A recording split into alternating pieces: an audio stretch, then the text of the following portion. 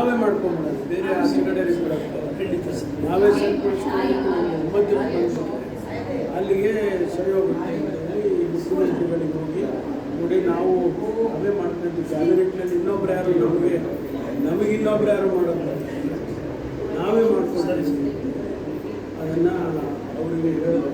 ಆಯ್ತಪ್ಪ ನೀವು ಹೇಳಿದ್ಮೇಲೆ ಒಂದೆರಡು ದಿವಸ ಟೈಮ್ ಕೊಡ್ತೀವಿ, ಎಲ್ಲ ಕೂತ್ಕೊಂಡು ಫೈನಲ್ ಮಾಡ್ಕೊಂಡು ಒಂದು ಕ್ಯಾಬಿನೆಟ್ಟಿಗೆ ಮುಂಚೆ ನಮ್ಮ ಹತ್ರ ಬಂದು ಮಾತಾಡಿದ್ಮೇಲೆ ಅದನ್ನೇ ಕ್ಯಾಬಿನೆಟ್ಟಲ್ಲಿ ಅಷ್ಟು ಹೇಳ್ತೀವಿ.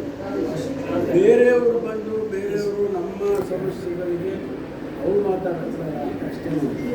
ಯಾಕಂದರೆ ಅವರು ಏನು ಹೇಳ್ತಾರೆ, ಆಮೇಲೆ ನಾವು ಮಾಡಿದ್ರು ಅದಕ್ಕೆ ನಾವೇ ಮಾಡ್ಕೊಂಡಿದ್ದೀವಿ ಅಂತ ಒಂದು ಸಂದೇಶ ಮಾಡಿದ್ದೀವಿ.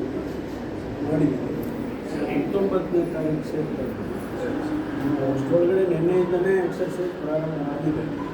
ನಮ್ಮ ಸುಧಾಮ್ ದಾಸು ಅಲ್ಲಿಂದ ಎಲ್ಲ ಈ ಕಡೆಯಿಂದ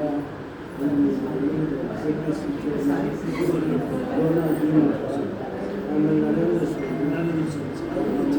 ದಾಸ ಕೋವಿಡ್ ಕಡೆಯಿಂದ ಒಂದು ಲಂಬಾಣಿ ಕಡೆಯಿಂದ ಆಫೀಸರ್ಸ್ ಅವೆಲ್ಲ ಕೂತ್ಕೊಂಡು ಸ್ಟಾಟಿಸ್ಟಿಕ್ಸ್ ಸರಿಯಾಗಿ ಅವರೇನು ರಿಪೋರ್ಟ್ ಕೊಟ್ಟಿದ್ದಾರೆ, ಈಗೇನು ವಾಯ್ಸ್ಗಳಿದೆ ಅದನ್ನು ಸ್ವಲ್ಪ ಸರಿ ಮಾಡಿ ಒಂದು ಚರ್ಚೆ ಮಾಡಿಬಿಟ್ಟು ಮುಖ್ಯಮಂತ್ರಿಗಳನ್ನ ಕುಂದಿಸ್ಕೊಂಡು ನಮ್ಮಲ್ಲಿ ಒಮ್ಮತ ಇದೆ, ಏನು ಯಾರ್ದು ಅಪಸ್ವರ ಇಲ್ಲ, ಇದನ್ನೇ ಕಾನೂನು ಮಾಡಿ ಅಂತ ಹೇಳ್ತಾರೆ.